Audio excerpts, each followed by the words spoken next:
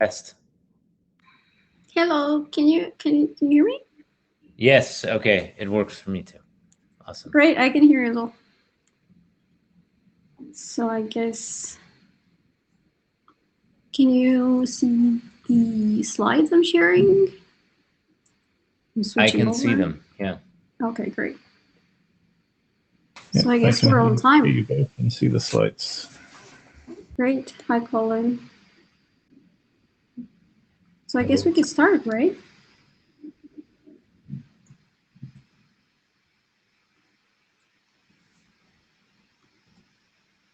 Yeah, let's start. I think we're on time. So just FYI, some people are telling me they cannot join the Meet Echo with the IETF registration code. So I don't know if that's a bug or a feature.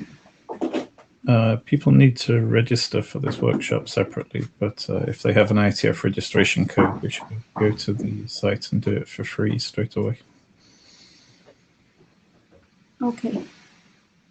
I'll try to pass.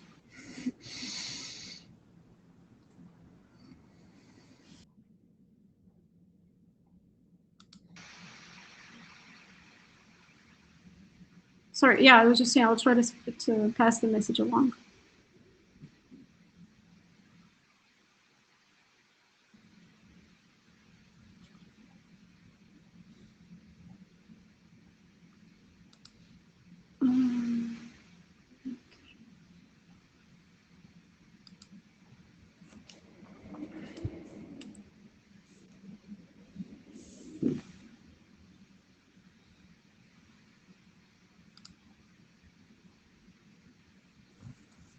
But okay, well, hopefully a few people have joined, so they have managed to find their way. So I guess we can start for today. The first session, well, the introduction and welcome. So my name is Andra. I'm a researcher with Telefonica, and this year, well, we together with Nick, we were entrusted with taking care of the technical program for the Applied Networking Research Workshop. So thank you very much to the steering committee, and thank you, Colin, for giving us this wonderful task. We have had lots of fun. So we'll discuss a little bit about the process and how the program looks like, what we have in store for you. So thank you everybody for joining today, and we hope you're gonna enjoy it. So I don't know, Nick, if you want to say hi.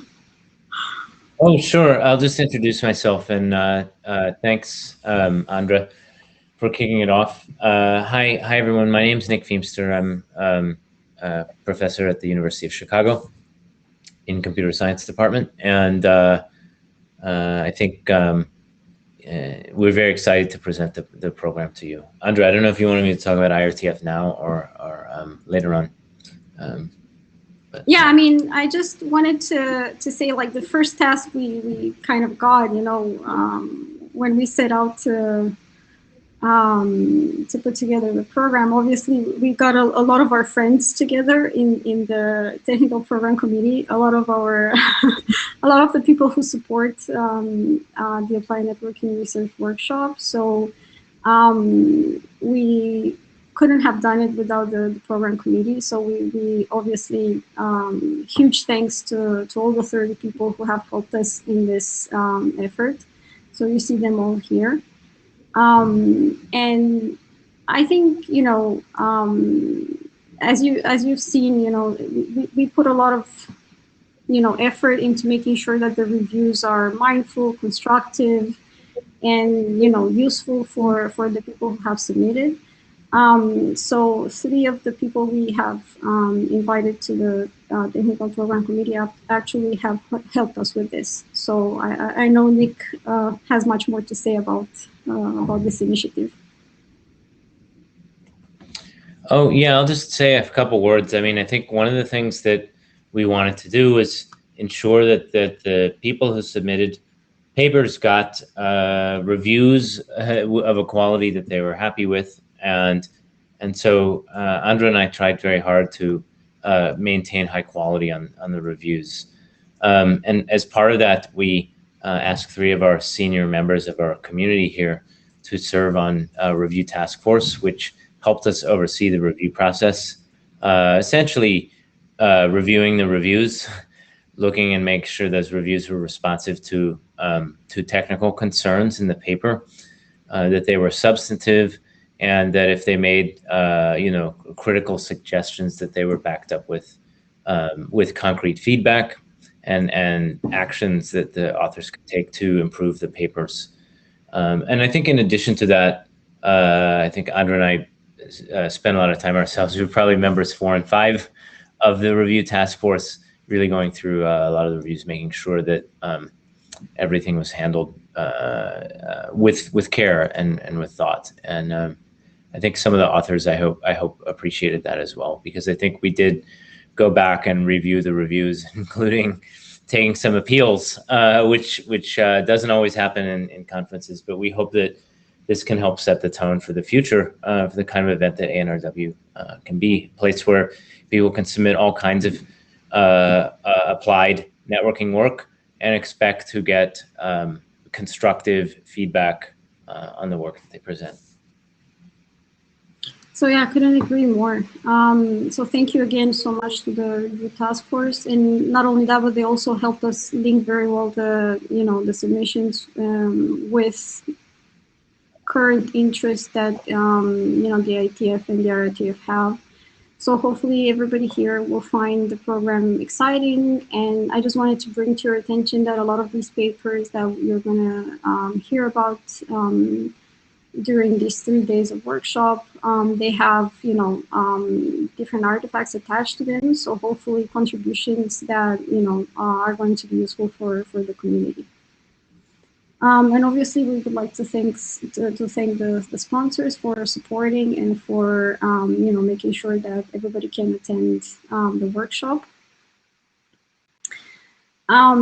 Just a little bit of boring details. So as you know, we are virtual because of the world today. So thank you so much for putting the effort to join, even if in this current conditions and in this format. We do have a Slack channel where we encourage you to go and interact with other people who might be presenting or continue conversations you might have here. There is also the gather space. So in the floor plan, just if you roam around, you're gonna find us somewhere. So you can definitely also join there for coffee breaks and so on. All the program and details, you can find them online on the NRW website. The proceedings are also live. Just note that all the sessions are recorded, and I'm going to bore you a little bit with some more information. The note will on the intellectual property just does not apply for contributions that were made for the Applied Networking Research Workshop, so we just wanted to mention that. However, do please observe the note will on audio and video recordings. Essentially, if you participate online and if you turn on your camera and on your microphone, you essentially consent to recordings that we might do. As I mentioned before, all the sessions essentially are going to be recorded, and we're going to add them to our YouTube channel, to the workshop's YouTube channel. And also, please observe the note will on privacy and code of conduct. Essentially, just agree to work respectfully with the other participants. Just a few notes on Teco. So as I mentioned before, we are going to run all the workshop essentially here. Presentations are pre-recorded. You can actually go and preview them on the program website, on the workshop program website. Each paper basically gets 10 minutes of presentation, and then it's followed by a 5 minutes Q&A. And at the end of each session, we will have also a 15 minutes panel where we basically want to encourage you, all the attendees, to engage with the authors in a more lively Q&A session. If you would like to ask questions, we encourage you to use the Meet Echo queue, the virtual queue that each of the session chairs is going to handle. So I'm sure that if you need more information, as you can see, we have support here. Both Nick and I will be here in order to make sure that things run smoothly. And if anybody needs help, yeah, just let us know. Would you like Nick to give an overview of the program, how we schedule it, or? Sure. Sure. So we organize the papers into thematically into 6 sessions, and we'll meet 3 times over the next 3 days for about 2 hours. And each session has 2 themes. Today we'll hear about internet protocols and congestion control, and the subsequent slides have papers on each of these, so we can just look at those in a second. But then tomorrow we'll have interconnection and routing and internet traffic monitoring.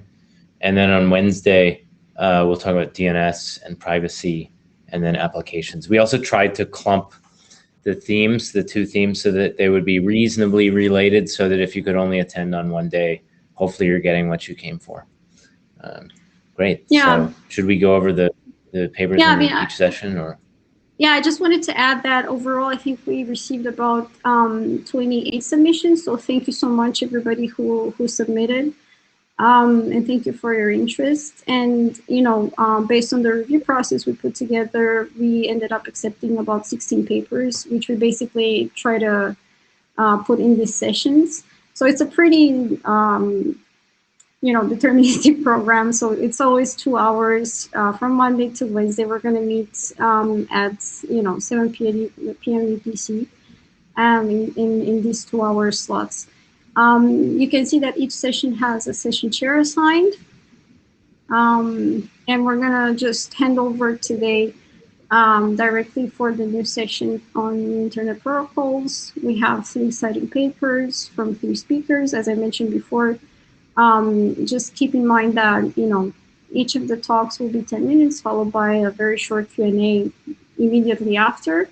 And then, to give you a bit of time to just, think of your questions and engage with the authors, we will have the 15 minutes panels that each of the session chairs is going to basically manage. So today, as Nick was saying, we have the new internet protocols with 3 papers, followed by practical congestion control with 2 papers. So hopefully the slot that we have assigned it fits perfectly. Today, Anna Brunstrom and Teresa Einhardt are going to help us session the 2 chairs. Tomorrow we're going to have the session on interconnection and routing, and here Amrish is going to help us chair the session with 2 talks. And then session 4, which is a longer session, here we're going to have 4 different talks, and then Mundo is going to help us chair this session. In the last day, we have DNS and privacy, which Nick is going to take care of. And I'm going to be with you right till the end with applications and specifications. So this is it for me, right on time. Again, huge thank you to everyone who submitted. Congratulations to the authors. Thank you so much to the PC. We literally could not have done this without you. And again, massive thank you to Colin for all the support, like with everything on all aspects across all this process. So thank you so much. And again, thank you to the steering committee for trusting us to put together this program that we hope at least you will enjoy. So that's it for me.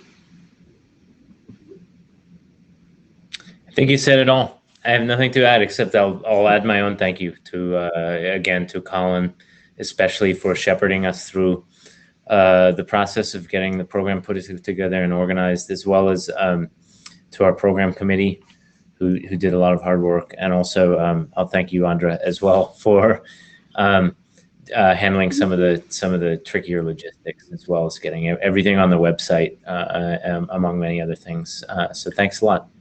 No, thank you. I mean, it's been great. And again, thanks so much to all the support staff who have helped us schedule everything and have bared with us, because some of us are new here. So thank you so much for everything, and we do hope you will enjoy this. So we'll be here, but now I think I'm just gonna hand over to Anna. So I'm just gonna maybe just go to session 1 here. And I think we can already start our first session. Yeah, over to Anna. Thanks. Thank you so much, Anna, for helping us. Thanks so sure. much. Thanks, Andra and Nick. So I'm Anna Brunström from Karlstad University in Sweden, and I have the pleasure of sharing this first session on new internet protocols. And I think we have 3 very interesting presentations to look forward to, as you see on the slide here from Andra. So I think we will jump right into it. And the first presentation is given by Markus Pieska. And Markus is a PhD student at Karlstad University in Sweden, and his research focuses on transport layer congestion control and multipath scheduling in the context of wireless communication. And he will be talking about adaptive cheapest path first scheduling in a transport layer multipath tunnel context. So I will ask Miteko to start the first video, please. And you can put in your questions and join the queue while the video is playing.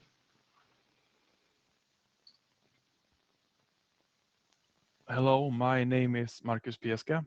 I work as a PhD student at Karlstad University in Sweden, and I'm going to present to you the outcome of work done on multipath scheduling in the context of multipath transport layer tunneling. This presentation is organized into 3 parts.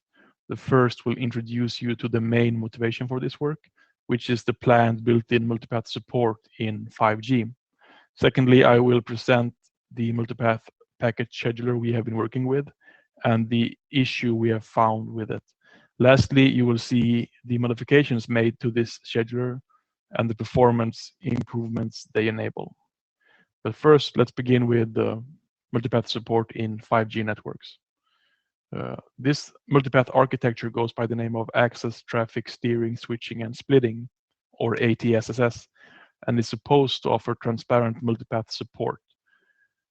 This multipath framework would allow for the simultaneous usage of cellular networks with other wireless access, such as Wi-Fi. For TCP, the idea is to enable this by splitting the end-to-end TCP into regular TCP between the server and a proxy, and multipath TCP between that proxy and a user. For non-TCP traffic, a transport layer multipath tunnel may be used instead. The latter case is, of course, the focus of our work and this presentation, and we use this topology to illustrate a typical scenario.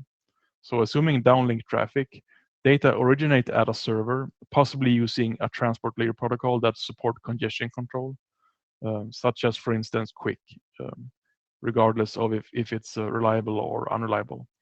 Data then arrives at the previously mentioned proxy, where it is passed into our multipath tunnel and encapsulated, with each path then having its own congestion control.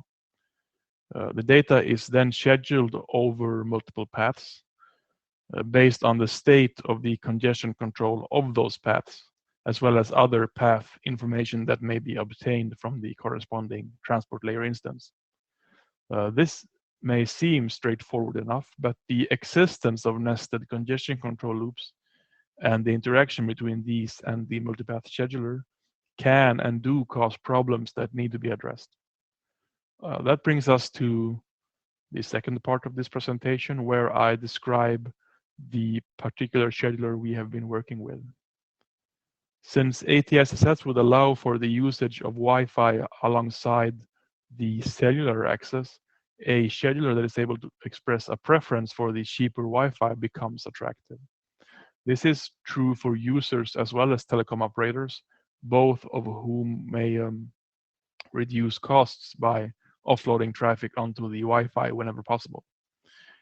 One scheduler designed to deliver traffic distribution in this manner is the cheapest path first scheduler. The basic idea behind this is to rank order the paths by cost in ascending order and to schedule packets over the cheapest path until the amount of in-flight data match the size of the congestion window, at which point the scheduler instead attempts to schedule packets over the subsequent path. The problem with this is how first is defined. If first means until the congestion window is full, as I previously stated, it will tend to lead to a full utilization of the primary path, which is what we want, but also to congestion, which is troublesome for more reasons than just the increased delay. As it turns out, the congestion will also delay or completely preclude the utilization of the secondary path. The extent to which this is a problem will depend on the potential for congestion on the primary path. Basically, anything that reduces congestion on the primary path has the potential to alleviate this problem. A simple example will hopefully illustrate the issue. In this case, we are running a user space multipath tunnel with each individual path being managed by a TCP instance in the Linux kernel. The topology previously shown is set up in Mininet with the capacity of each path being 50 megabits per second and with a moderate delay asymmetry. A download is initiated using a greedy TCP application. Thus, in this case, we tunnel TCP New Reno over TCP BBR, as it offers an easy analysis. Finally, we have a first in, first out queue at the bottleneck, which is large enough to hold the congestion window that BBR will tend to output. Please also note that the throughput in these plots are stacked, and that we therefore would like to see the throughput reach the 100 megabits per second line. The event highlighted here is a reduction in the server congestion window, which is expected from time to time as it's part of the normal congestion control cycle for TCP New Reno. This in turn is followed by a reduction in throughput. This may seem in order, but it's actually quite bad, as seen when taking a closer look at the state of the network. After the event shown in the previous slide, the primary path is likely at least somewhat congested, while the secondary path is unused. If we treat the two paths as a single path for the purposes of analysis, we have both congestion and underutilization, which is something that you do not expect to see at the same time. This is obviously a malign state and can be thought of as kind of a bad distribution of the server congestion window over these two paths. So this brings us to the third and final part, where I show you the modifications made to this scheduler to overcome this problem. The basic idea is to redistribute the server congestion window to maximize the throughput. The first step is to determine the bandwidth delay product of the primary path, with the delay in this case being the minimum delay. We then introduce what we call a live congestion window, which is a fraction of the full window, ranging from the BDP to the full window. The scheduler is then changed to act on the live congestion window instead of the full congestion window. Finally, we manage the live congestion window by periodically increasing it if there are packets in the scheduling queue and decreasing it otherwise. Returning to the example shown previously and using the same configuration except for the new scheduler, we see that we no longer have a problem with the utilization of the secondary path. However, we still see periodic reductions in the server congestion window. So why then is the throughput so good? The answer is that the scheduler compensates for the smaller congestion window, which it infers from the scheduling queue size, by reducing the live congestion window. The net effect of this adjustment is that the server congestion window pivots from the bottleneck buffer of the primary path, where it was causing congestion, to in-flight over the secondary path, where it instead increases the throughput.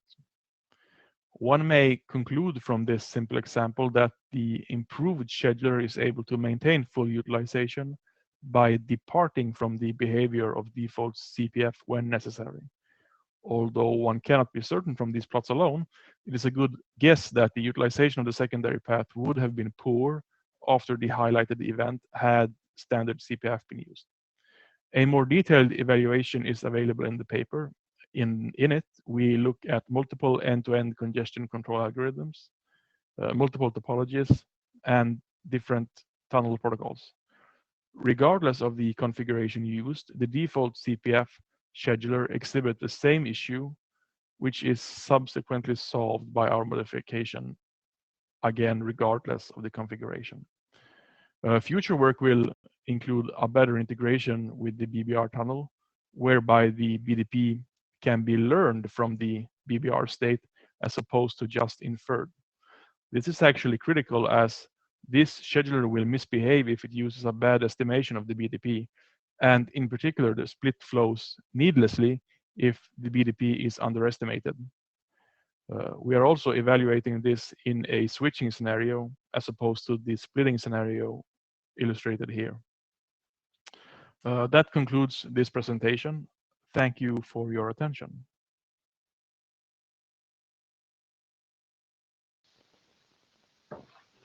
Okay, thank you, Marcus, for that video presentation. And let's see if we have anyone in the queue for questions. I think, Marcus, you can also turn on your camera so that we can see you for the Q&A session. So we have now a short opportunity for questions, and then we will also have the larger discussion at the end. So I don't see anyone in the queue right now, but maybe I can ask, you mentioned here that you have experimented with different congestion controls. Could you say something about how the different congestion controls impacts this problem that you are looking at? Sure. Can you hear me all? Yes, Yeah. we hear you well. So if you mean by that the end-to-end congestion control, one interesting aspect is if you use something more traditional, like let's say New Reno, then you get a cheapest path first scheduler that works only intermittently. So it becomes sort of unstable. Whereas if you use BBR end-to-end, then you get a cheapest path first scheduler, if it's tunneling over BBR, that either works or it doesn't, but it's stable. So how this misbehaves will vary depending on the combination of congestion controls, but it will misbehave, the default scheduler. But it takes it varies between combinations. And some combinations are worse than others, or? Yeah, it depends on what you want, I guess. If you're unlucky and the configuration of your network is a certain way, let's say, then getting aggregation with BBR over BBR is just hopeless. It will never happen.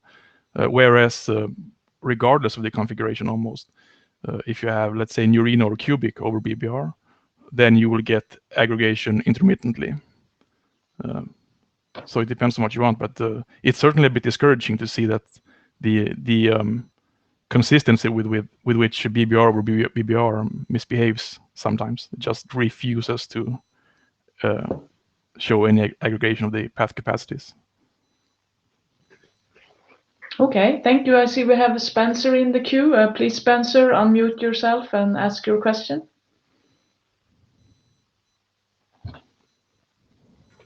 Hi. I wanted to thank you for your presentation, and I just wanted to, this is something that actually is kind of interesting to maybe more people than I had previously thought at the IETF, including myself. I was wondering if you had had an opportunity to think about a broader range of path characteristics, like including satellite and things like that, which are, that's starting to show up in the 3G PGP specifications for, I guess, phase 2 ATSSS, really 17 kinds of things right now. So that there is a real range of things. And I'm also, and this is probably more speculative, I'm not talking about 3GPP futures here, but the idea that you may have 3 or more paths rather than the 2 paths that ATSSS is defined to use right now. My question is kind of probably about generalizing your findings to things that are not particularly ATSSS specific. And I'll stop asking questions now. Yeah, I think you will see the same problem to begin with your last question, even if it's not a tunnel.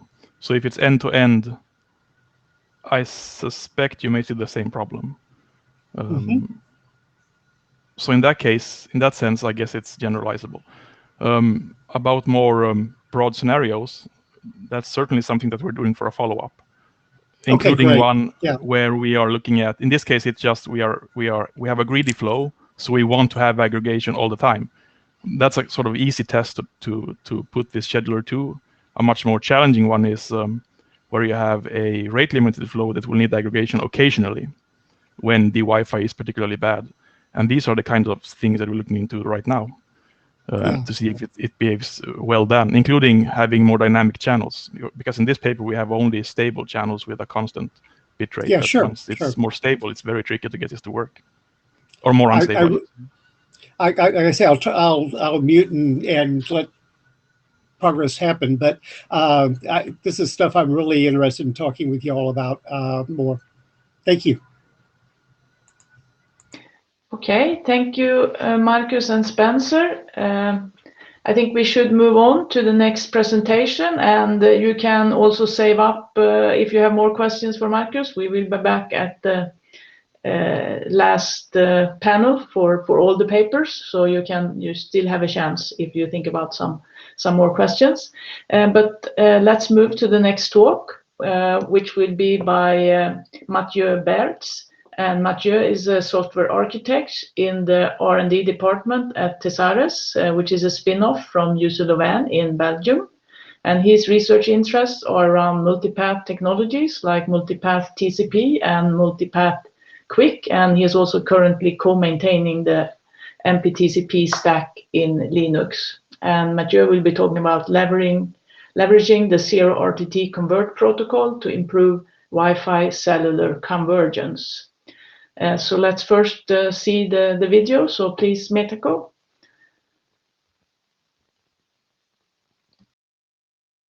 Hello, and welcome to this presentation about leveraging the zero RTT convert protocol to improve Wi-Fi and cellular convergence. Behind this long title, there is an experiment I would like to describe. But first, I will start by describing why we wanted to do this experiment, simply by showing the current and future situation. I will also present which technologies are available today to solve the problem. Then I will be able to briefly expose the main results we got before making some conclusions. For technical reasons, it is not possible for me to know the background of the audience. I hope you don't mind if I spend a bit more time explaining the current situations, issues mobile operators have, and the different technologies available today to solve that. Feel free to get a coffee if you already know all of that, but at least, and I hope, everybody should be able to understand the second part. It is not difficult to believe the traffic on cellular networks is increasing. According to this report from Ericsson, it will continue to grow over the years. Already today, the cellular traffic is significant. For a third of the operators here on the graph, the average data usage per reported SIM per month is already above 10 gig. A simple solution to cope with this increase of traffic for the operator is to improve the network, to avoid any saturation, of course. Yes, but the average revenue of these operators is not growing. Despite the pandemic we got, I don't know if you remember, people were forced to stay home to save the world. Anyway, despite the exceptional situation in 2020, the global cellular traffic this year increased, but not the revenue. If we have to reduce the cost, then another solution is to use the existing fixed infrastructure. Indeed, millions of Wi-Fi hotspots are already available in many different places. You might have heard about solutions like Phone or eduroam, or simply your operator's hotspot, also called free Wi-Fi. Many operators have already deployed their own hotspot solution just for their clients. But today, the Wireless Broadband Alliance, supported by many different network operators in the world, is looking at a global solution under the name of open roaming. Operators would share resources in order to relieve cellular traffic congestion. But there are drawbacks. As an end user, would you be ready to be disconnected when switching from one network to another, or potentially switch to more limited networks? Did you not already disconnect your device from a Wi-Fi access point because the cellular network was better at that time?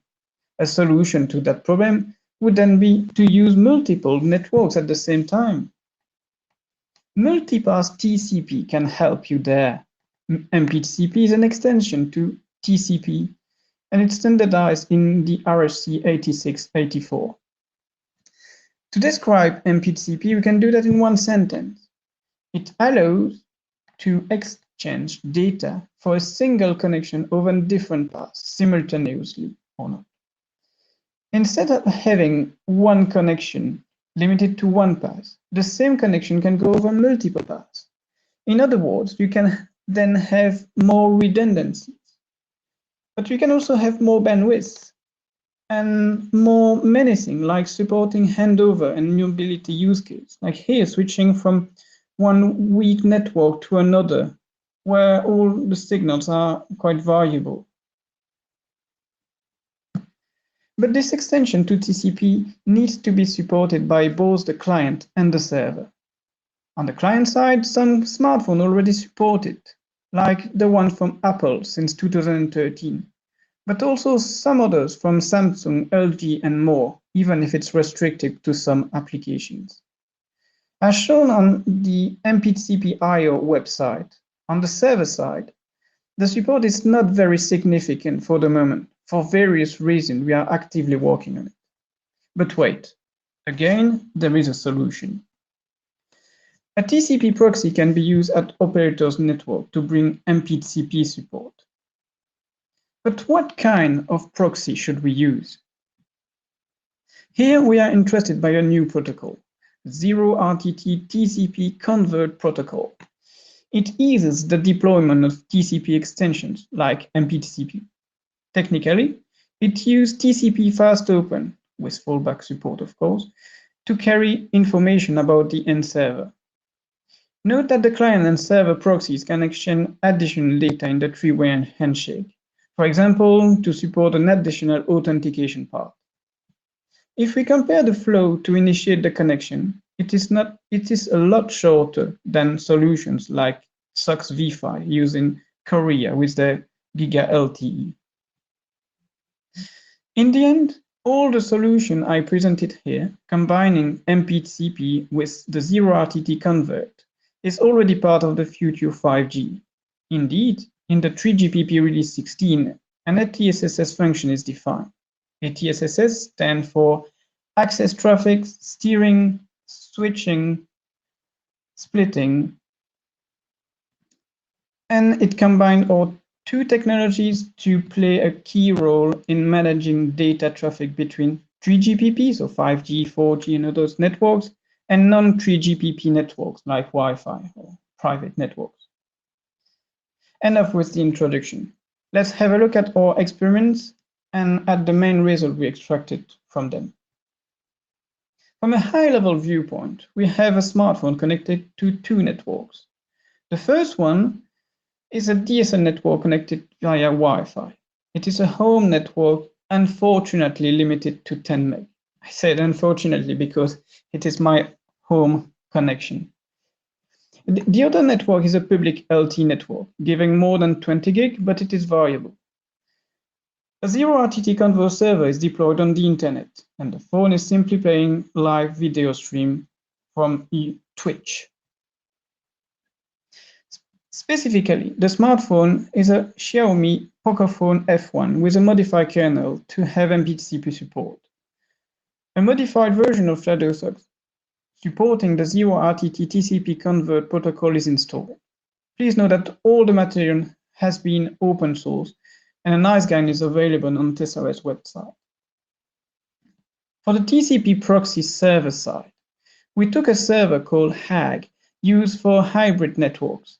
It follows broadband forum standards and supports 10,000 of users with 10 of gig of throughput and 300,000 connections per server. Of course, here it has been modified to support the zero-RTT convert protocol. For this experiment, it has been deployed in the cloud close by at Amazon. Regarding the results, we can focus here on two scenarios. For the first one, the goal is to support handovers. Here, we are disconnected from the Wi-Fi access point between the two green lines. When we are connected to the fixed network and the Wi-Fi, we use it in priority. Here, the DSL network can cope with the requested speed, so the traffic is fully offloaded to the fixed network. Excellent for the operators. Here, in the second scenario, the DSL network is not enough to watch a 4K live stream. We can clearly see on the graph, before and after the green lines, that the cellular network is used in a second priority. The main point here is that it is used in addition to provide enough bandwidth to play the 4K live stream without delays. It then helps to improve the user experience while still minimizing its utilization. So that's good for the end user. It is already time for conclusion. This proof of concept shows that the future ATSSS already works. On one hand, it helps mobile operators to reduce their mobile traffic while also helping to improve the end user experience. MPTCP and the zero-RTT convert can play a role in Wi-Fi and cellular convergence today in 4G networks, and tomorrow in all 5G networks thanks to the ATSSS. Thank you for watching. If you have any question, please share that with me, but you can also contact me by email or Twitter or others. Thank you. Okay, thank you, Matthew, for that video presentation. I think you can also turn on your camera. Great. And we have the queue open if we have some first quick questions for Matthew.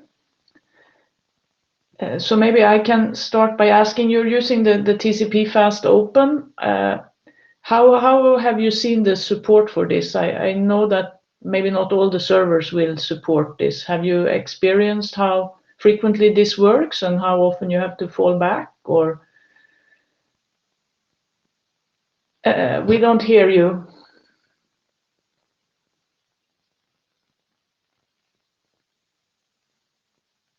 Is it still better now? Now we hear you, yes. Sorry, my bad. Yeah, so yes, for TCP Fast Open here we are quite fine because we use it only between the smartphone and the HAG, so the server that we set up in the network operator. So we only have to ensure that TCP Fast Open cannot be blocked on the network side, but typically it is used not a private network, but I mean a network that is controlled by the operator. So it's the operator deploying the server. So I hope that the operators can also make sure that TCP fast open is not blocked in the network. But we are not using TCP fast open to reach the end server, so the one on the internet. So we should be only able to use TCP fast open between the client, which should be on the operator's network, and the server that is in the operator network. Hope it's clear. Mm-hmm. Okay, yeah, so this of course makes it, reduces the problem, I guess, yeah. I noticed in your graphs when you moved to the LTE network, you had quite a bit of fluctuations. Was this effect of the measurement techniques or scheduling, or it looked fairly regular, but I don't know if it was just natural fluctuations or some effect of your setup.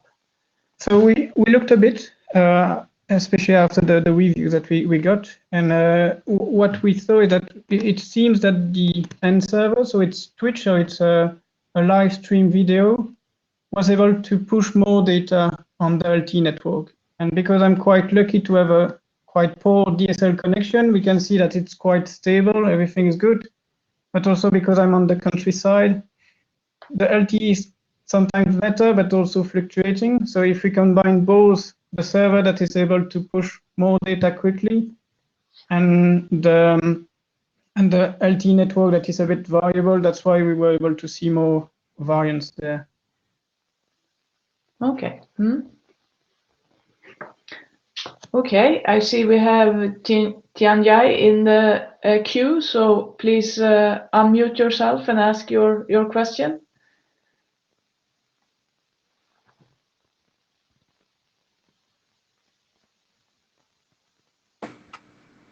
Hello? Hello? Hello? Can you hear me? Yeah, can you hear me? Okay, yeah, I have a question regarding for the DNS part. For the UE, sometimes it's going to, by default, the UE is going to get a DNS service from the mobile provider. But sometimes the UE can set its own DNS in its own way. So here, if you have both ways, like through Wi-Fi, non-3 GPP case and 3 GPP case. So if the UE does specify the DNS in his own way, how are you going to do this type of convergence? It's like a switch over between the non-3 GPP and the 3 GPP ways. Thank you. Yes, I hope I understood the question properly. So if I may just quickly repeat, so I think the question is about what if there is a custom DNS that may be forced to take one path or another? Yeah, this is like a feature that you can change. You can change on your UE. But for a mobile provider, they default, they prefer to use the DNS provided by the mobile provider itself. But here you have a non-3 GPP path like a Wi-Fi. So the Wi-Fi will have its own DNS. So now you have three ways. One, DNS provided by mobile provider. One provided by the non-3 GPP like a Wi-Fi. And the third way can be manually set by the UE itself. So now, how are you going to do this type of the switching if the UE, prefer to do something by itself? Yeah, thank you. Okay, yes, thank you. It's clear now. So here, what we technically do is that when the UE is requesting to go on a website, we catch the connection and we send it to our proxy server, so the HAG proxy server. And what we put in the information to connect to the end server is its IP. So at the end, what we have is that the UE do the DNS request. It gets an IP for the end server, and that's this one that is going to be used by the HAG server in the network operator to reach the end server. But then it doesn't matter if you are using Wi-Fi or LTE, because all it matters is that it's the IP that is provided to the hack to contact the end server. Does it answer your question? I think I understand. Okay, thank you. Okay, thank you, Mathieu and Ostianje, for your questions. I think we move to the next talk, and Mathieu will also be back for the panel at the end if you have more questions for him. So thank you, Mathieu. And our third talk will be by Zsolt Kramer. Zsolt is a PhD student at Budapest University of Technology and Economics in Hungary, and his main research interests are congestion control in cellular networks and cooperative traffic handling solutions. And Zsolt will be talking about cooperative performance enhancement using quick tunneling in 5G cellular networks. So let's start with the video. Please, Medeko.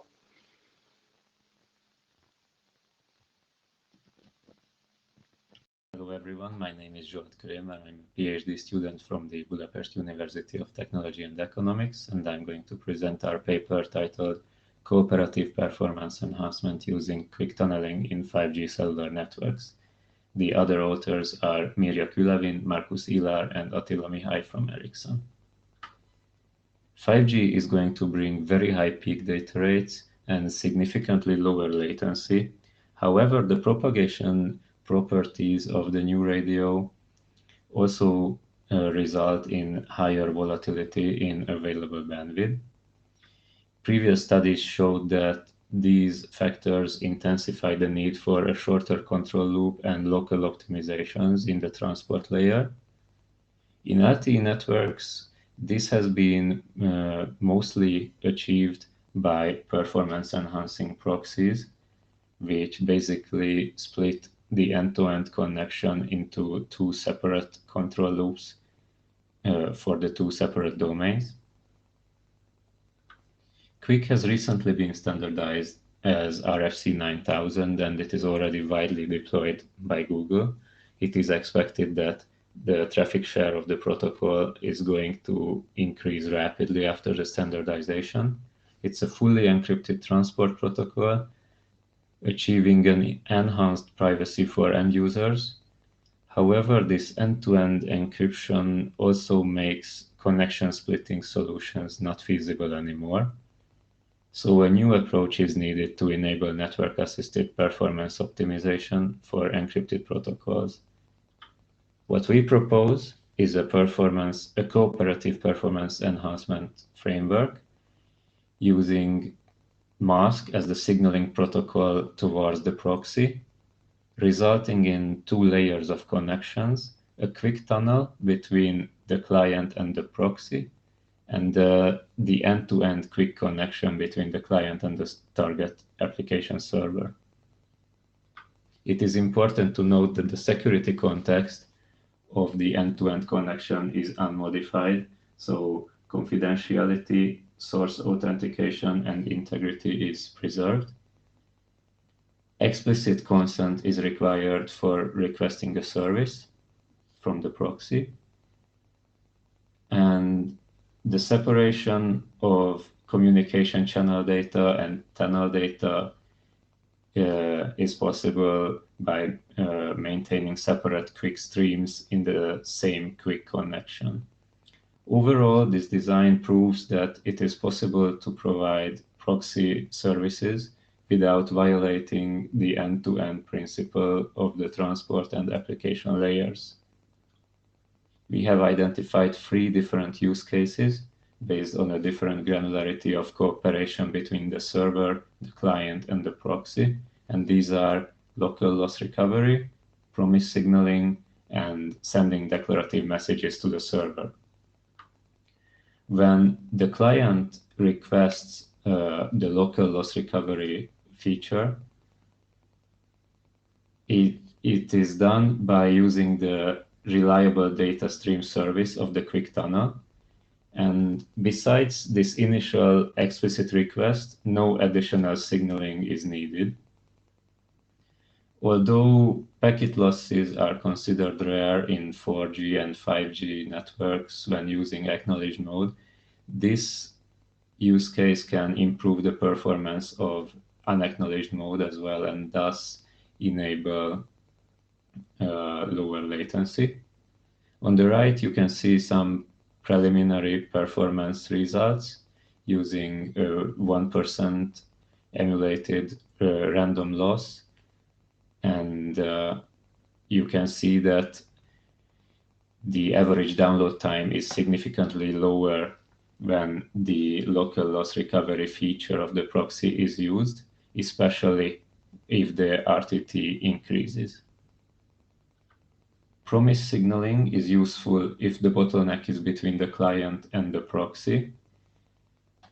The proxy is able to send a so-called promise signal, which indicates the reception of a packet by the proxy. And then the client can progressively acknowledge these promised packets to the server. So this allows the proxy to buffer a sufficient number of packets and then quickly send them to the client if the capacity increases. This is similar to how split connection performance enhancing proxies operate today.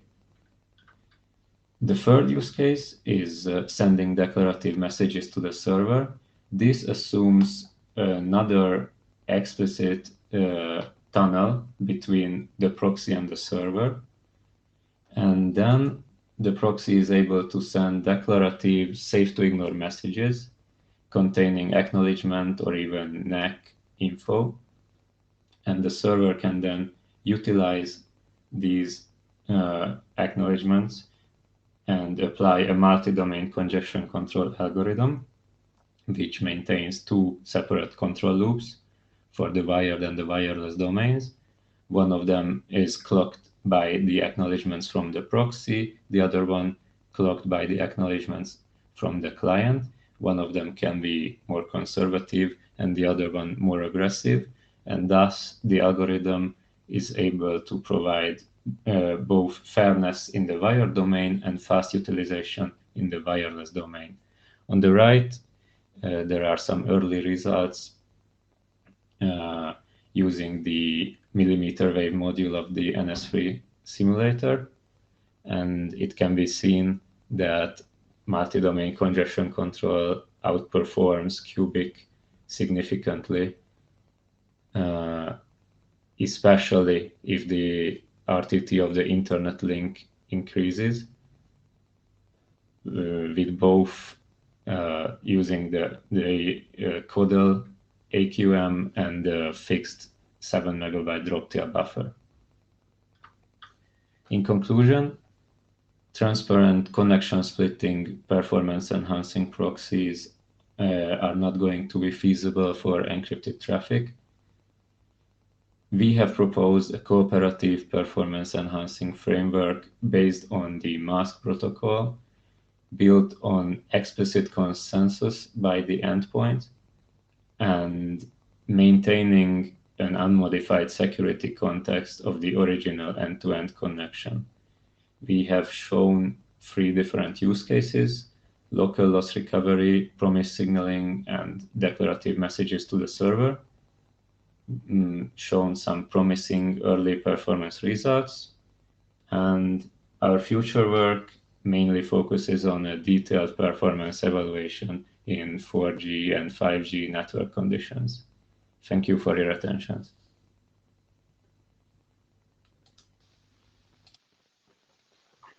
So thank you, Zsolt, for that video presentation. And I will ask you also to turn on your video for the discussions. And you can now join to have your questions for Zsolt. So I see Marcus in the queue. So please, Marcus, you can unmute and ask your question. Yeah, hello. Can you hear me? Yes. Yes. Very good. Very good. I wonder, after seeing the first presentation from today about the nested congestion control effects when it comes to multipath scheduling, if something like this also applies to this, even if it is single path, to this quick over quick scenario you presented today. Are there scenarios where the overall performance suffers from congestion control over congestion control? Good question. Thank you. We have not encountered such a thing during this early performance evaluation, but yeah. So basically, that's my answer. We have not encountered such a thing yet. Okay. If you allow me, I have a second question on this. So far, you tested quick over quick. Is there also the idea to allow in future non-end-to-end end-to-end protocols which are not quick? So, for example, TCP, which uses other congestion controls than BBR. I think this framework targets quick explicitly. So what we are aiming to do is provide this cooperative means of performance enhancement, which has become impossible due to the end-to-end encryption. So we are utilizing mask, and if mask is there, and we have these two layers of connections, we have this tunnel, then we want to establish this channel between the client and the proxy, and enable these performance enhancement use cases with this added communication. And this is, I think, a quick specific framework, but the question is still interesting. Okay, thank you. Okay, next we have Hisham.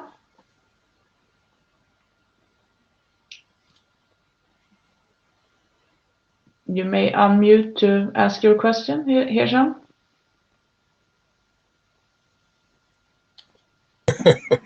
So thanks for the presentation. Very good ideas. When you said it is based on mask and mask, when I looked at the working group site, you don't have any RFC or any published specification. So I'm not sure when you say it is based on it, what do you mean? Yes, it's subsequent to the group. I don't know. It's relatively recent working group, and so what I mean is, for example, the channel between the client and the proxy is established via an extension of the HTTP connect method, and this is very much related to the mask working group. And mask basically describes this framework of having a quick tunnel over the end-to-end quick connection. Yeah, so when you say based on, you mean using similar idea, right? Yes, you could say so, but it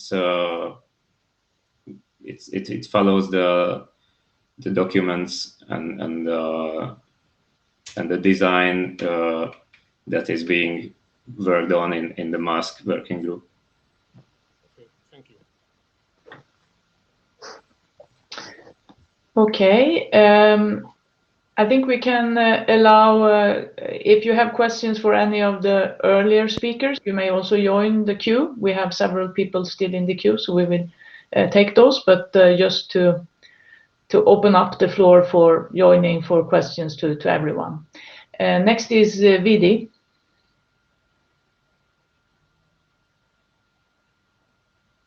Please unmute Vidi and ask your question.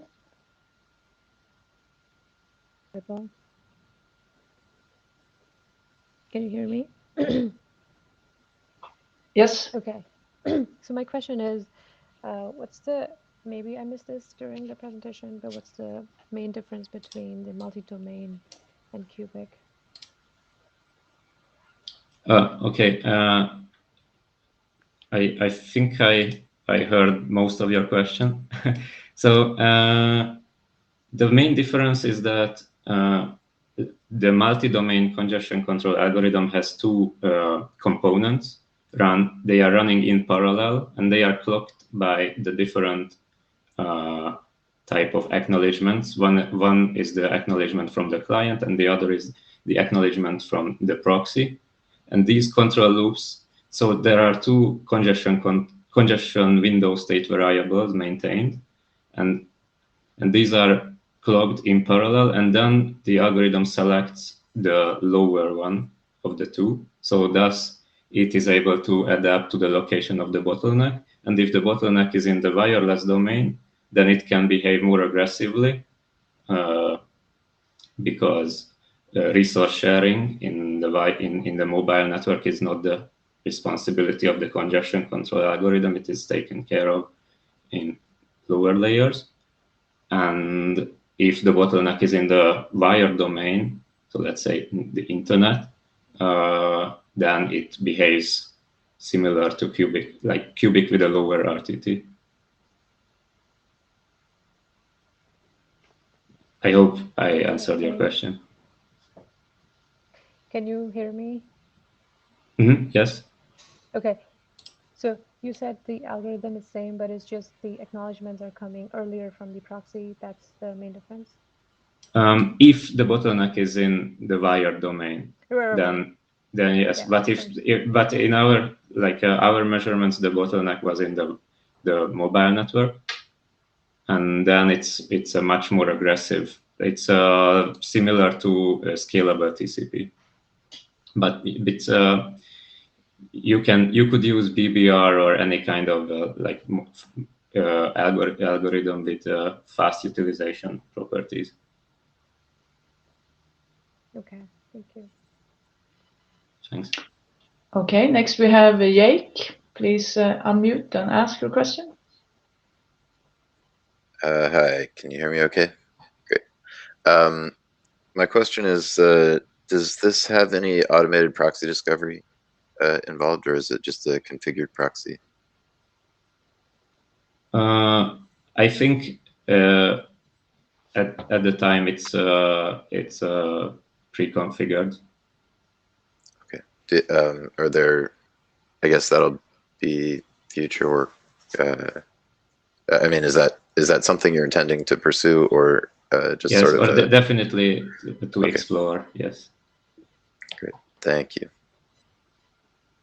Interesting stuff. Thanks. Next up, we have Tianjie.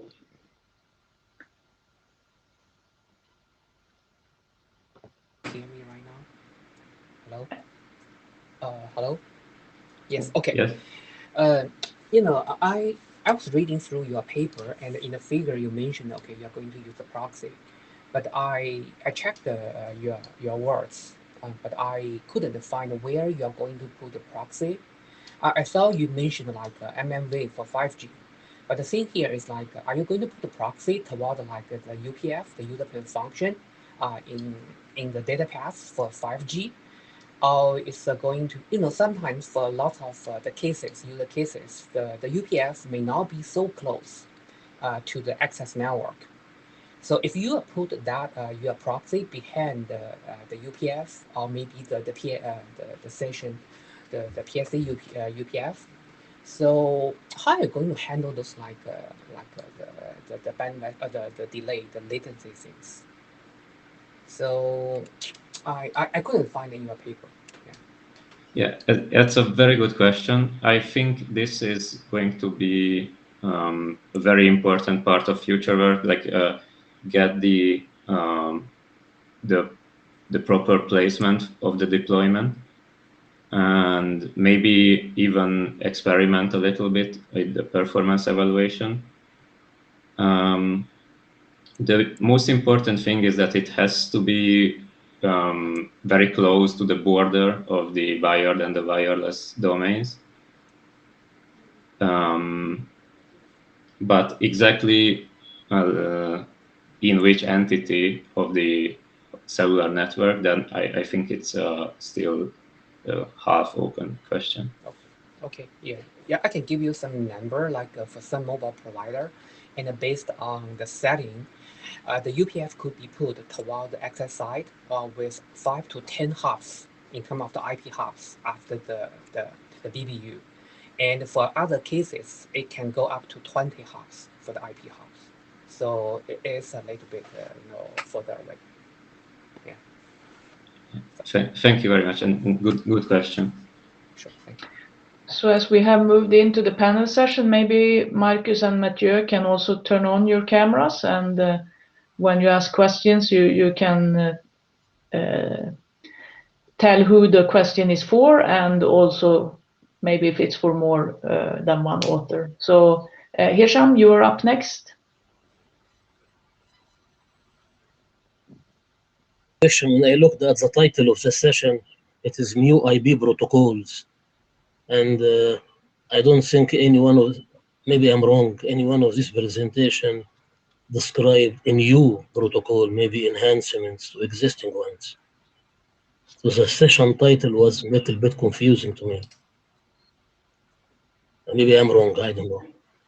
Because I don't see new protocols defined. So maybe each of the speakers can say what is new about your approach and how it relates to the evolution of the internet in response to Hisham's question. I guess for the naming we have to ask the chairs, but this I think is an interesting panel question for all of you. So maybe Marcus, you can start. We take the 3 papers. Okay, so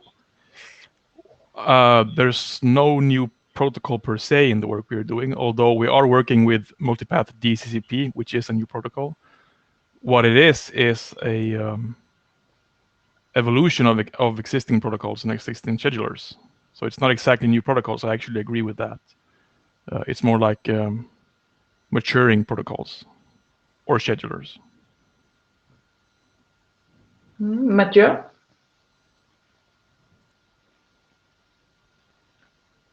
Now we have your, don't hear you again. Sorry, again, my fault. Yes, of course, MPTCP is not a new protocol. We are using a, for MPTCP, as maybe you know, there is a new version, MPTCP v1, but basically it's still MPTCP behind, not a lot of changes, even if they are important. On the other side, we were using a proxy, the zero-RTT convert protocol, which I think was never used in production network, or at least in not that I saw. So it's kind of new. So we hope also it will be used. So yeah, that's it for me. Yeah, and Salt? Can you hear me? Sorry for the issues with the camera. I'm not sure what's happening. Yeah, so kind of similar answer. Quick is not a new protocol unless you count it as new due to the recent standardization. But the method to provide cooperative performance enhancement with Quick is novel. Yeah, so in summary, I guess we have in the first session MPDCCP, which is a draft at the moment, so that's clearly maybe a new protocol. And Salt, you have also used MASC, which we had a question about because it's not yet fully defined. So I think this is also new protocols in development in some sense. And Mathieu, you had the zero-RTT convert, which is just became a RFC and, as you said, has not been used before. Maybe we should also point out that I think that at least some of the presentations here also make available these new protocols as open source.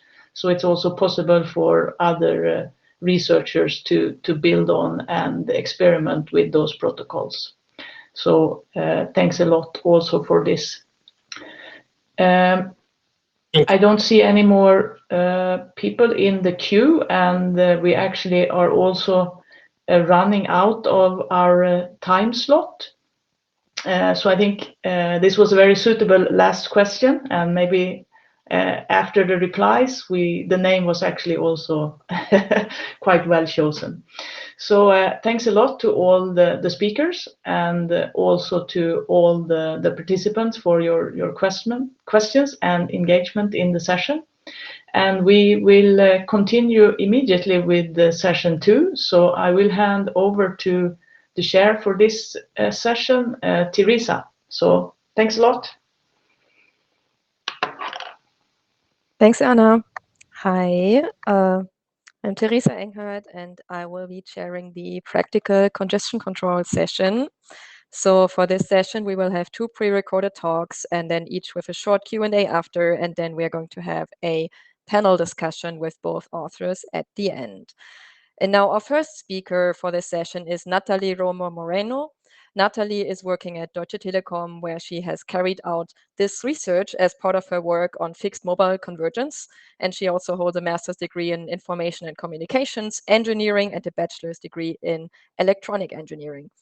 And the pre-recorded talk that we are going to see in a minute is called CCID5, an implementation of the BBR congestion control algorithm for DCCP and its impact over multipath scenarios. So if we can have the recording, please.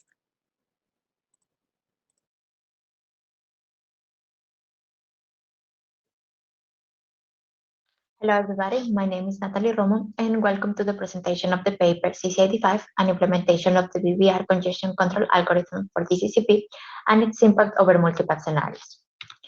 This presentation is divided in 4 sections. I'm going to start with an introduction where I explain the motivation and the objective of this research, following with the description of the design, the evaluation, to finalize with the conclusion and the future work. So the multi-connectivity and hybrid access technologies have been an active research topic during the last years, as they enable the simultaneous use of heterogeneous networks, and this brings some advantages like capacity aggregation, reliability, and flexible resource management. Following this interest, many solutions have already been developed, and some of them are already under standardization, like it is the case of the broadband form standard for hybrid access and the ATSSS specification, which first appeared in the release 16 of the 3GPP standard. This specification has already defined MPTCP as a solution for traffic splitting, but it is limited only to the reliable and in-order transport of traffic, which means it is not suitable for any real-time service or application, and is also not suitable for the transport of quick.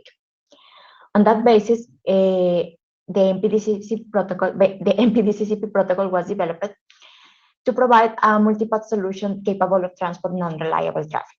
MPTCP extends the datagram congestion control protocol to support multipath sessions. As I said, it provides unreliable transport of data, it is connection-oriented and congestion controlled.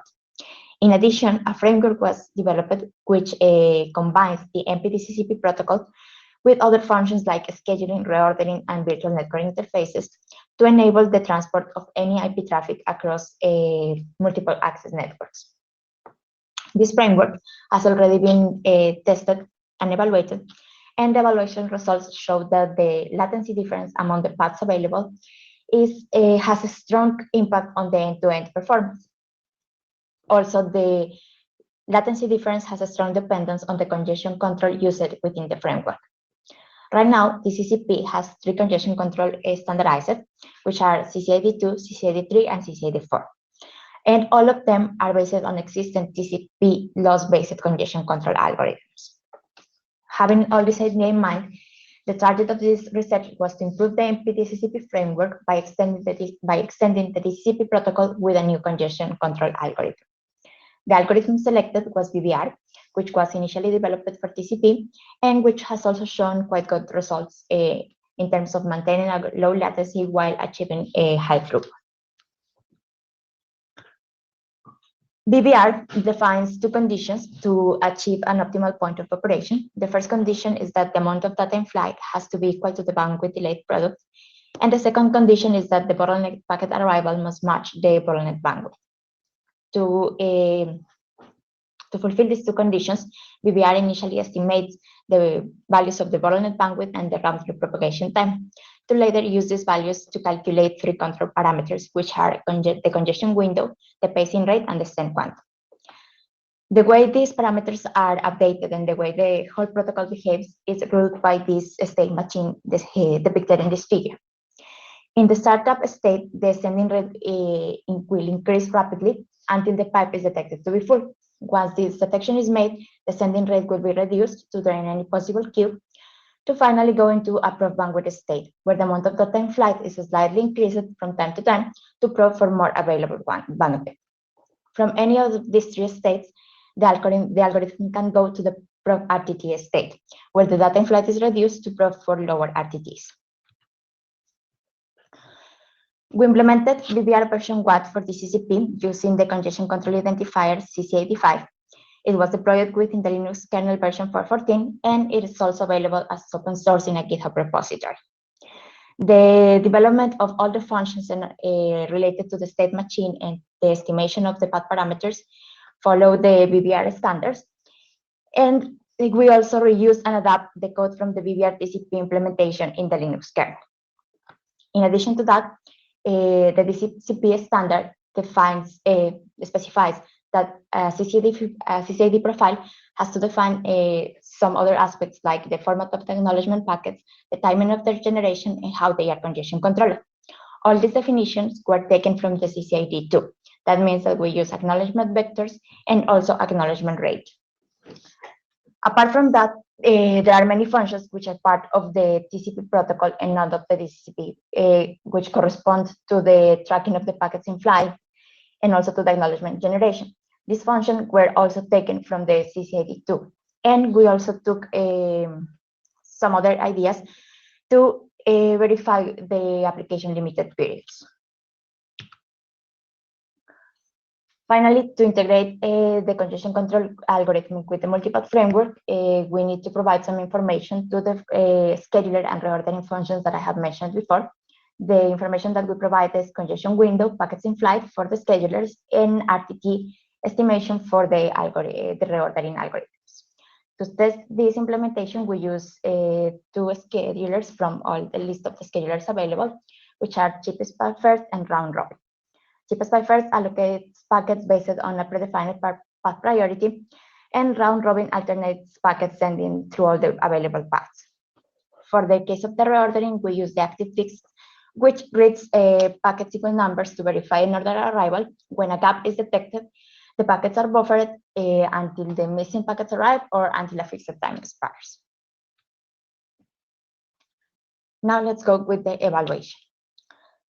The topology used during the evaluation corresponds to this figure. We deployed this topology under a virtual environment and also under a physical environment. And we set up two testing scenarios: a single path where the two hosts are interconnected only through the red line, and the multipath where the hosts are interconnected through all the links available.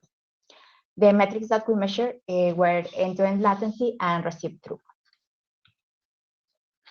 For the single path scenario, we initially compared the behavior of Cubic and BBR for TCP to have a reference baseline to later compare the behavior of CCID2 and CCID5. We set a transmitting sending rate of 15 megabits, and we limited the bandwidth available in the path in the middle of the test. Here in the plots, we can see the results corresponding to the latency and the received throughput for TCP and DCCP. As we can see, after the bandwidth change, both BBR and CCID5 show latencies way lower in comparison to Cubic and CCID2. In the case of the multipath scenario, we did two tests. The initial one was sending UDP traffic. We used a similar scheme to the single path scenario, limiting the bandwidth in the middle of the test. We used the cheapest path first scheduler and the active fixed reordering. Here we can see the latency comparison and also the throughput distribution among the paths for both CCID2 and CCID5 and the aggregated throughput. As we can see here in the first seconds, the cheapest by first algorithm only sends data through one of the bands, which is the prioritized path. And once the bandwidth is limited, the congestion control algorithm detects this congestion and informs to the scheduler. And at this point, the scheduler starts transmitting through the secondary path. We can see that the CCID5 reacts quite faster than the CCID2, and we can also see that for the CCID2, the primary path remains congested, which leads to higher latencies. In this multipath scenario, we also decided to test TCP traffic, taking into account that this framework should be also capable of transporting quick traffic, and these two protocols have some similar behaviors. So for this test, we didn't set a fixed transmitting rate. We let TCP to send as much as possible, but we limited the bandwidth path to 10 megabits per second. As we can see here, the response in terms of throughput is more or less similar for both CCID2 and CCID5, but CCID5 shows better results in terms of latency. Finally, to conclude all this work, we managed to prove that CCID5 has a clear benefit with respect to CCID2 in the multipath scenario, as in all the cases, it reduces the latency, avoiding head-of-line blocking, and also minimizing the reordering effort. We also managed to implement BBR as a congestion control BBR congestion control as a new CCID for the DCCP protocol, proving that the conceptual background of BBR also works for DCCP. And we also integrated our approach into a multipath access framework that can be applied either to the 5G ATSS context or to the hybrid access scenario. As future work, we intend to make more extensive testing of the algorithm, adding some other variables and constraints like concurrent flows to evaluate fairness, path delay, and packet loss. We also want to implement the BBR version 2 of the algorithm, and we also want to standardize the implementation of BBR for DCCP as a new CCID profile under IETF. That is all for now. Thank you very much for your attention.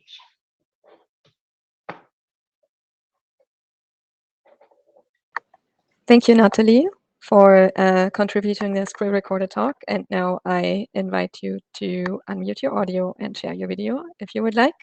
Do we have any questions for Natalie? Hi.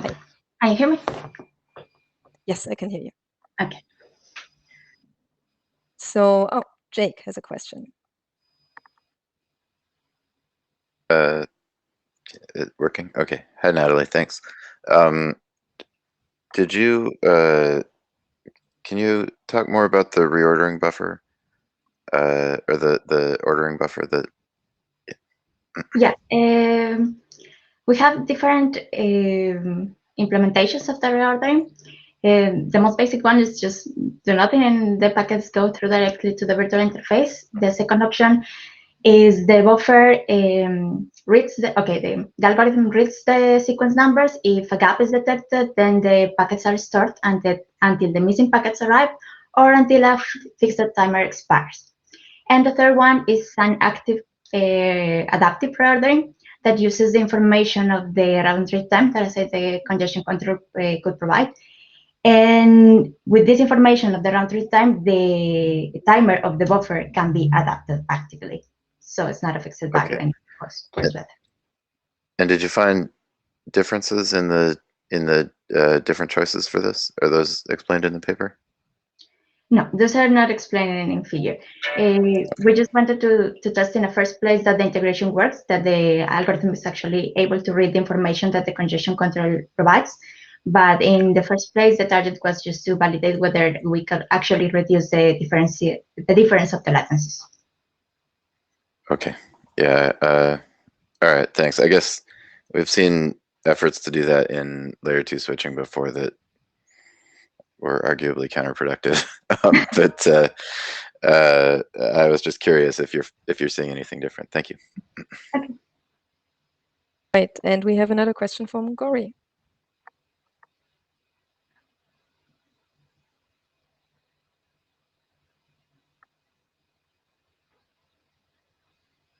There we go.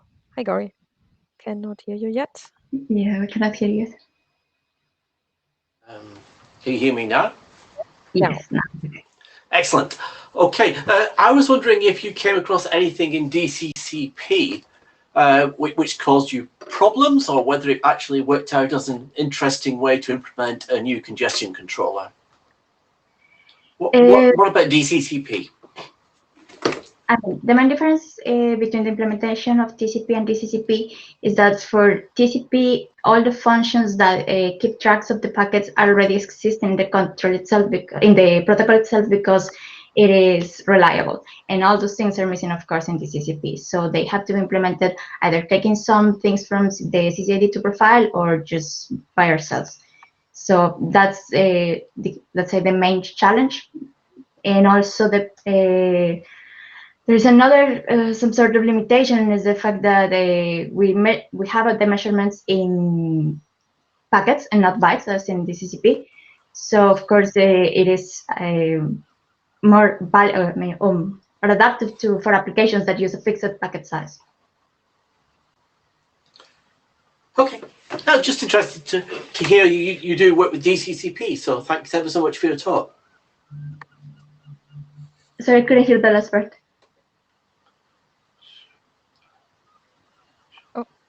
Your audio is gone. Yeah, it's fine. I think he was just saying thank you for using DCCP. Okay. Okay, and now we have VD.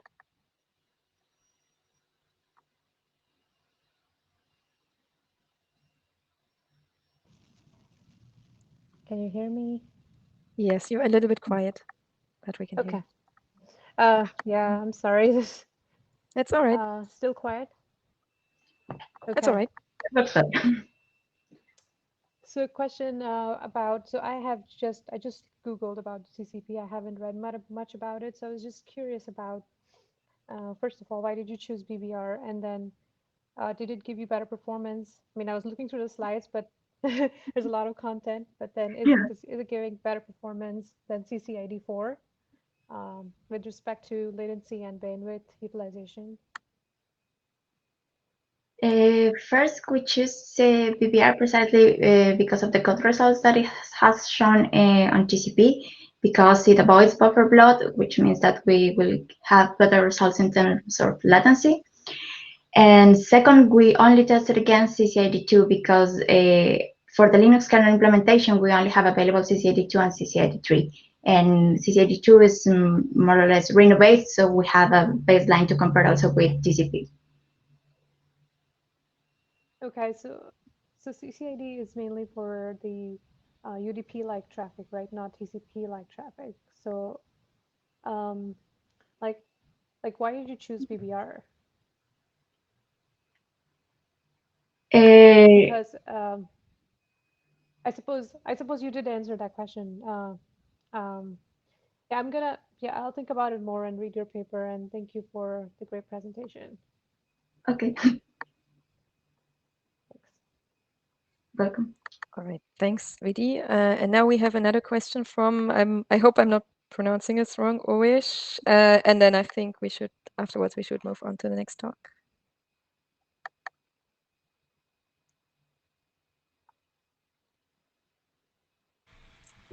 Can you hear me? Yes. Basically, in continuation of the question by Vidi, you mentioned that you were interested in reducing buffer bloat, and that provoked the question: do you observe much buffer bloat within the data center environment, as opposed to the last mile? Oof. I'm not really sure. I mean, the tests that we did were like in a closed environment in a laboratory, but I don't think there's bigger buffer bloat in the data center than in the last mile. I think it's the opposite as far as I understand. The capacity in the center has to be, of the links available is higher than you have right way to home. So, but we didn't test it in a real environment. We tested it into. I see. Okay.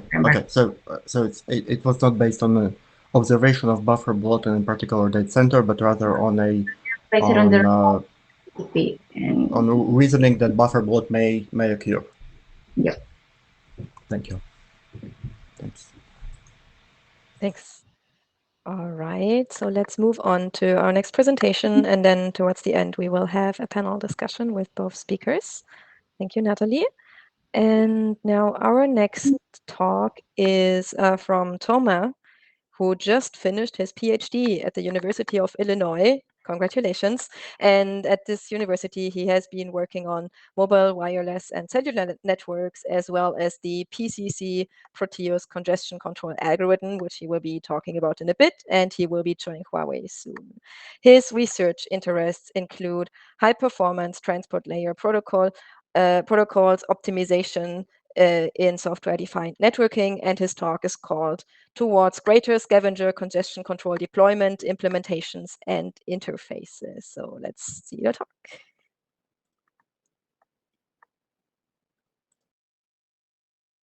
Hey, I'm Toma. Today I'm here to share our progress and thoughts on greater internet deployments of scavenger congestion control. It follows our previous work, PCC Proteus from SICOM 2020, where we explore scavenger priority for internet transport. It is inspired by the surging amount of internet applications, and in the meanwhile, the fair sharing objective in most previous congestion control protocols. Specifically, the applications shown here all require network bandwidth resources to accomplish data transfer. However, their users usually have different timing requirements. For applications with inelastic timing requirements, their data transfer should complete as soon as possible. But there are also elastic timing applications, such as system and software updates. They often run in the background, even oblivious to users if it takes longer time. So when applications of the two kinds compete with each other, we can allocate more bandwidth to those inelastic timing ones, while overall, users of both types are happy with their experience. This is also considered to be the main implementation scenario for a scavenger in current limited literature. Then, on that basis, we think there is another important category of applications, such as online video streaming. They have opportunistic elasticity. To illustrate that, let's look at a motivating example. Here, Alice watches a YouTube movie on her laptop under a wireless router, while a system update is running silently in the background, and Alice does not need any feature in the update anytime soon. Apparently, the video streaming flow may have primary priority, with the update flow being a scavenger, so that Alice may enjoy both higher video quality and no rebuffer. Moreover, an online video has the largest encoding bit rates. Corresponding to that, if the throughput is more than enough to support that best QoE, the video streaming flow can also conditionally lower its priority to scavenger. And furthermore, when Alice's video playback buffer is almost full, the risk of having a rebuffer is relatively low. And in that case, the streaming flow can opportunistically switch to scavenger priority for a short time period. In both cases, the update flow runs faster without impacting video QoE. In practice, this may become even more valuable because the competing traffic might not just be a software update. There might be, for example, a second video flow trying to start quickly. That said, by enabling flexible and dynamic switch between the scavenger and primary priorities, we can further extend the scavenger use cases and increase the network-wide utility. Therefore, in our recent work, we propose PCC Proteus. In summary, it is based on the PCC utility framework, where each priority corresponds to a dedicated utility function. Then, with the modular architecture, all the priorities are contained in the utility module and share the same rate control algorithm. Therefore, the scavenger and primary priorities are implemented in the same protocol. That inherently enables PCC Proteus to support dynamic priority switch. However, several factors are restricting larger scale deployments of scavenger congestion control. From the perspective of implementation, the existing scavenger protocols have limited availability, especially in widely deployed transport data paths, such as Linux kernel and Quick. To be detailed, the uTorrent implementation of LabBat is limited to the application itself. The LabBat++ implementation on Windows Server is not open source. Our PCC Proteus is previously tested with UDT, which is not even deployed in practice. More importantly, previous scavengers, such as LabBat, are implemented differently, separate from primary protocols, making it non-trivial to enforce opportunistic priority switch. So in this work, we first push forward the open source implementations of scavenger protocols. We port PCC Proteus to Quick, which is becoming increasingly popular with the IETF standardization progress. And for convenience of academia research and performance measurement, we also provide our own LabBat++ implementation by branching off the uTorrent LabBat codebase. For benchmarking purpose, we compare the impact of LabBat, LabBat++, and the Proteus Quick Scavenger to BBR and Cubic using a combination of mahi-mahi bottleneck setups. The figure presents the CDF of primary flow throughput ratio. When the primary flow uses BBR, we can see LabBat++ does have improved performance compared with LabBat, and it is even similar to our Quick Proteus Scavenger.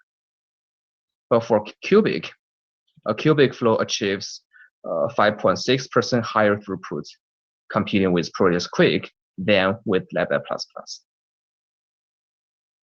In addition, to accommodate the dynamic priority switch with real applications, we envision an interface between application and a transport data path.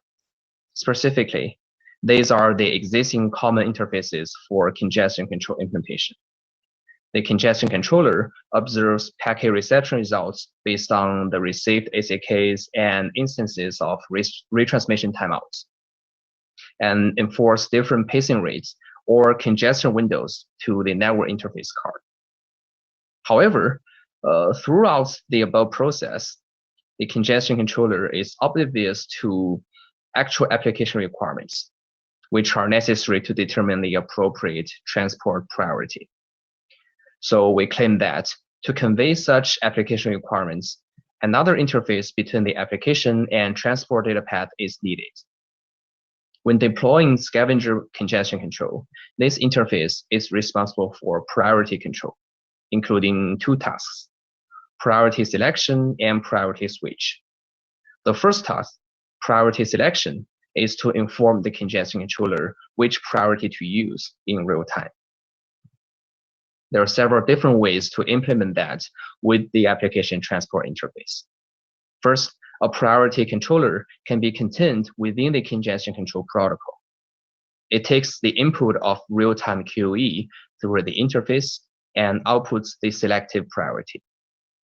Or the priority controller can be implemented together with the application. For example, when designing adaptive bit rate algorithm in video streaming, the developer can directly determine the priority to use besides the video bitrate selection. In this case, the app transport interface will be used for explicit priority notification. Next, with the dynamically selected transport priorities, the congestion controller needs to switch between scavenger and primary. And this is easy for our PCC Proteus, because as we mentioned, different priorities in Proteus are simply different function APIs under the same protocol. Thus, it only needs a binary flag to determine which function API to call. In comparison, the priority switch is not as convenient if the scavenger protocols are separately implemented from the primary protocols, like the case of LabBat. But we think it is possible to leverage multipath transport as a workaround. As shown here, the sender can use different subpaths specific to primary and scavenger priorities, respectively. it can then direct traffic to one of the subpaths according to the selected priority. And ultimately, we hope the scavenger congestion control can attract more interest so that our envisioned priority control based on the interface between application and transport data path could be accepted or implemented in practice. And the corresponding implementation will also be an important future work. Due to limited time, that's all I want to present here. And thank you all for listening. We definitely look forward to questions, suggestions, and criticisms. Thanks.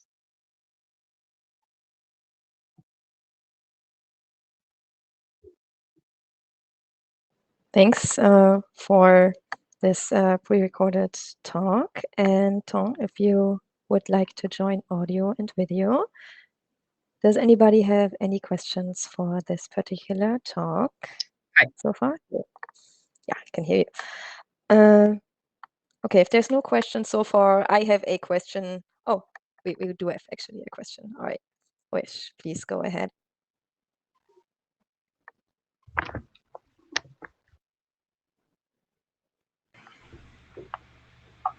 Can you hear me? Yes. Yes. I have a question regarding the that second control channel between the application and the transport. It suggests that the application should explicitly prioritize the. Okay, my question is, what are your thoughts on a potential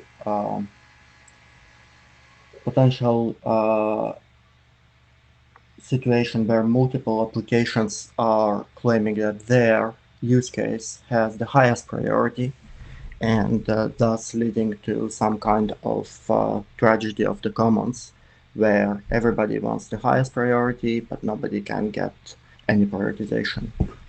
I wonder specifically about the interaction between the application and the transport. Thank you. Yeah, cool. So that is definitely a valid question, and we do receive similar questions a lot previously. So the simple answer to that is, in the case that everyone wants high priority, then that's basically the same case with the current congestion control protocol implementation. Like everyone use either like BBR or cubic, just the default data path transport protocol. And therefore, that means in that case, everybody use a higher priority, and which means it is not some obvious implementation scenario for this lower scavenger priority.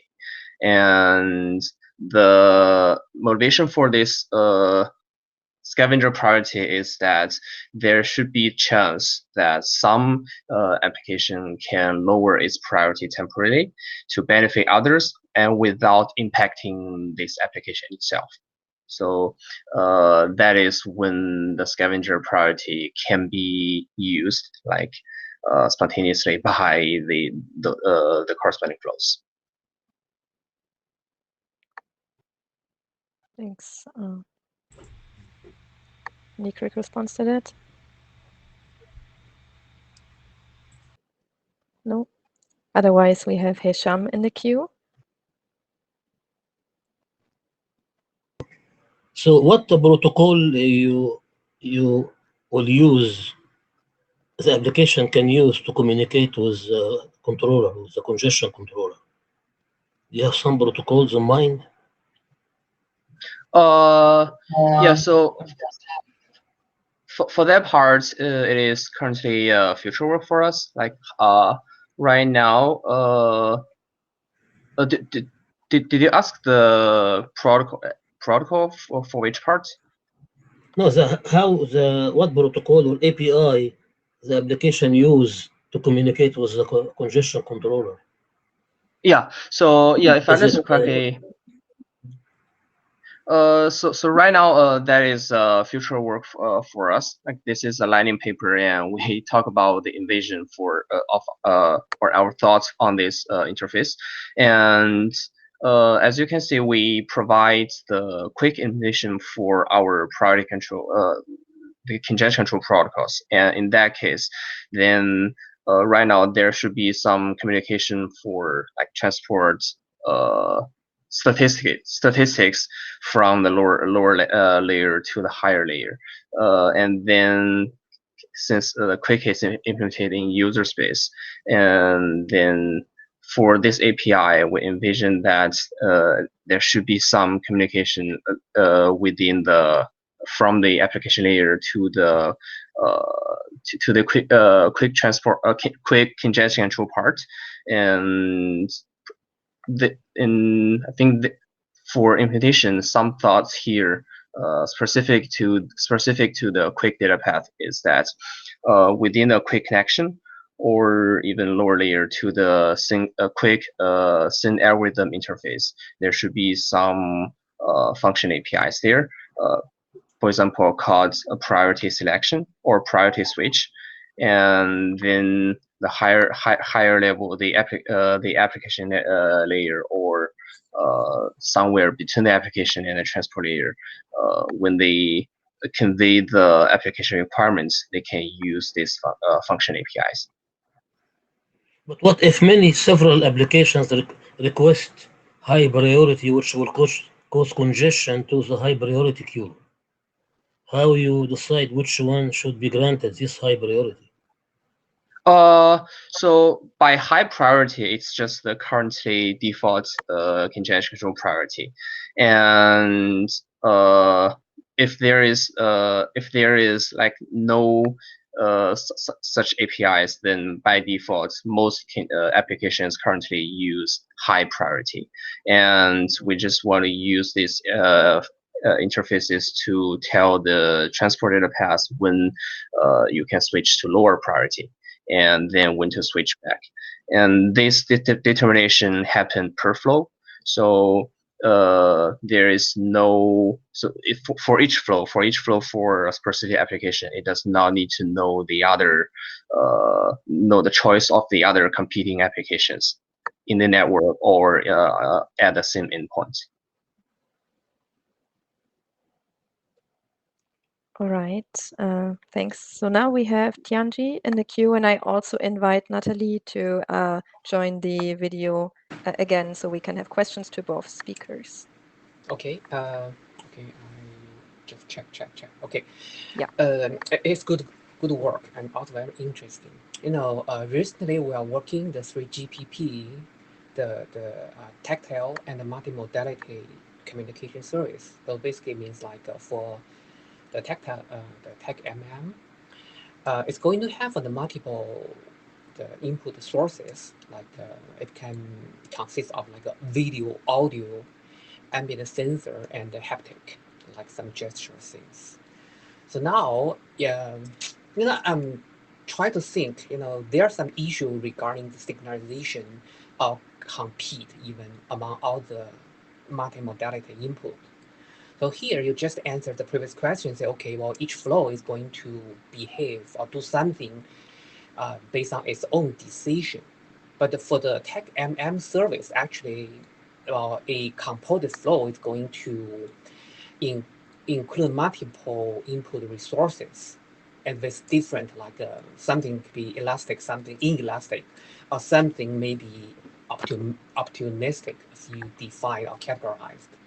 So I'm thinking how, well, it's not like specific for your work, but try to think, well, from your side, how can we do something, by using your things for the 3GPP TAC-MM service.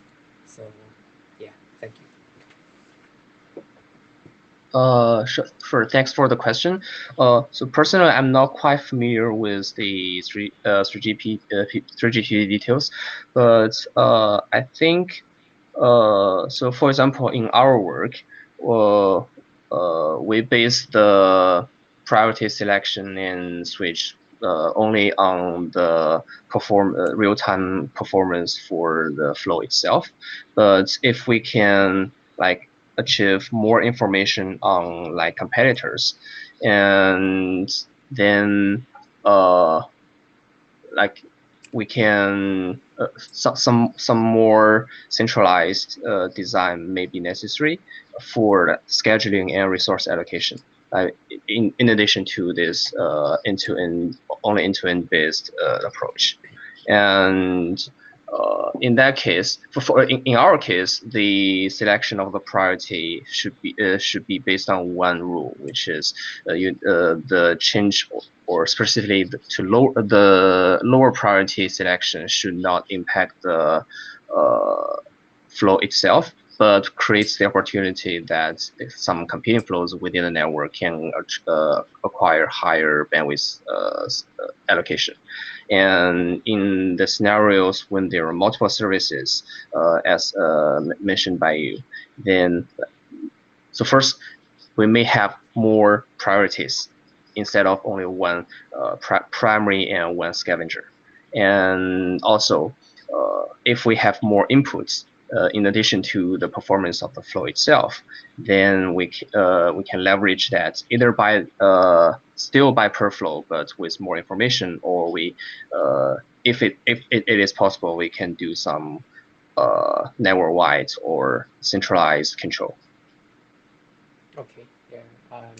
By the way, for the CAC-MM, the communication service, among the multi-modality inputs, they are not competing. Actually, they need synchronization and coordination in order to provide the service. So yeah.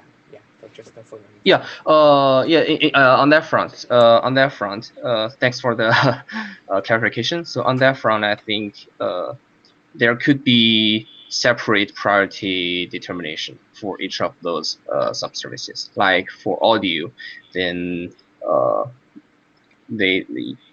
we can fix it to the default or primary priorities all the time. And for video, there may for video parts, then if the bandwidth is high enough, then this is the most intuitive situation. Then we can switch to lower priority for this video streaming flow when the highest bit rates or is rendered smoothly, or the local playback buffer for online videos case instead of real-time streaming. Then the local playback buffer is heavily occupied, so it is there is low risk for rebuffering. Thank you. Okay, do we have more questions for Natalie or for both our speakers? Hisham, please. This are we implementing all of this across the entire internet? Because the internet is huge and it's getting bigger and bigger every day. So all these discussions we had today and are related to the whole internet, or maybe subset of it, or some limited domains, or some private networks, enterprises. What is the scope where all these things we discussed today are applied? Thank you for this question. I think this is a great question for maybe both our speakers. Natalie, would you like to start? Yes, of course. Well, starting from our research, the MPT-TCP protocol is attempted to be standardized in IETF, so it's attempted to be a part of the whole internet as well. And regarding to the congestion control that we implemented during this research, we have already some prototypes that work within the public internet with some fixes like some converters to avoid middle boxes problems, but in theory, yes, it is intended to work within the whole internet, not just for private networks or something like that. Yeah, so in our case, there are two parts in our plans or what we already achieved. So first part is the implementation of the congestion control protocol itself, and just to provide the scavenger priority. And for that part, we currently have open source quick implementation, which we expect to be used by every internet users. And besides that, we have some close, which is not mentioned in our paper summation, we have some closed source Linux kernel implementation, which already have some real world internet users. And the other part is the interface. So this is invasion, future invasion in our discussion. And right now, the most available transport protocol implementation is based on the Quick framework. So at least we expect the very next step is to implement these APIs within the Quick framework, which is in the user space. So it should be easier to implement. And we have some collaboration with like industry companies right now, which we hope that can help us if we want to make this interface discussion to be some IETF standards. Thank you. And unfortunately, we are already at time. So I would like to thank our speakers again, as well as everybody who contributed questions in the chat or to the session, as well as our chairs for ANRW. Hope to see you all tomorrow. Sure. Thank you. Thanks.